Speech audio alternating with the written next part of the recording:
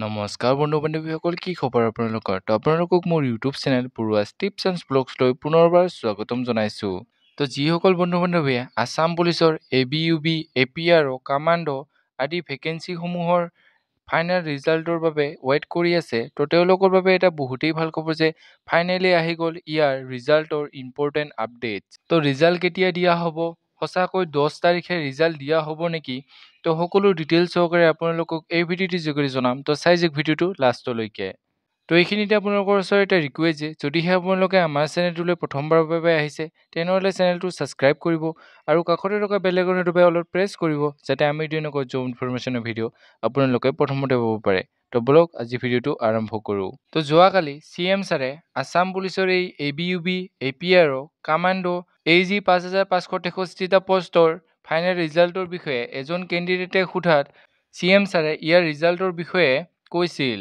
তো কি কৈছিল আপোনালোকে ভিডিঅ' ক্লিপটো চাই লওক।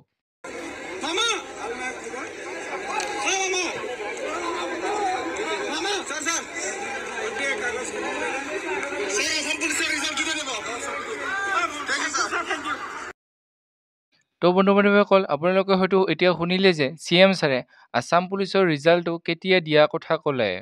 তো প্ৰথমতে যিহেতু CM ছাৰে কৈ আছিল যে আছাম পুলিচৰ এপইণ্টমেণ্টসমূহ 10 অক্টোবৰ তাৰিখে দিয়া হ'ব, এতিয়া CM ছাৰে কৈছে যে ইয়াৰ অৰ্থাৎ আছাম পুলিচৰ ABUB, APRO, কামাণ্ডো আদি ভেকেঞ্চিসমূহৰ ৰিজাল্টসমূহ 10 অক্টোবৰ তাৰিখেই দিয়া হ'ব। তো এইটো যিহেতু সম্ভৱ নহয় যে এদিনেই ৰিজাল্ট দি এদিনেই এপইণ্টমেণ্ট দিব, তো আপোনালোকে ইয়াৰ ৰিজাল্টটো কেইদিনমান আগতেই পাব পাৰে, অৰ্থাৎ অক্টোবৰ মাহৰ 5 তাৰিখৰ ভিতৰতেই পাব পাৰে, নাইবা ইয়াৰ এপইণ্টমেণ্টসমূহ 10 অক্টোবৰৰ পিছত পাব পাৰে। তো CM ছাৰে যিহেতু আগতে কৈ আছিল যে ইয়াৰ এপইণ্টমেণ্টসমূহ 10 অক্টোবৰ তাৰিখে দিয়া হ'ব আৰু ইয়াৰ ৰিজাল্টসমূহ অক্টোবৰ মাহৰ 1-2 তাৰিখ নাইবা 10 অক্টোবৰৰ আগতেই দিয়া হ'ব। আৰু এতিয়া CM ছাৰে কৈ আছে যে ইয়াৰ ৰিজাল্টসমূহে 10 অক্টোবৰত দিয়া হ'ব। তো আজি নিউজটো পাই বহু কেণ্ডিডেট এতিয়া কনফিউজ হ'ব যে ইয়াত 10 অক্টোবৰৰ ৰিজাল্টসমূহ দিয়া হ'ব নে এপইণ্টমেণ্টসমূহ দিয়া হ'ব। তো CM ছাৰে এই ভিডিঅ' ক্লিপটোত কোৱাৰ দৰে যদি আছাম পুলিচৰ ৰিজাল্টসমূহ আহে, তেন্তে 10 অক্টোবৰত আপোনালোকে এপইণ্টমেণ্ট লেটাৰসমূহ নাপায়, কাৰণ একেদিনাই ৰিজাল্ট দি একেদিনাই এপইণ্টমেণ্ট দিয়াটো সম্ভৱ নহয়।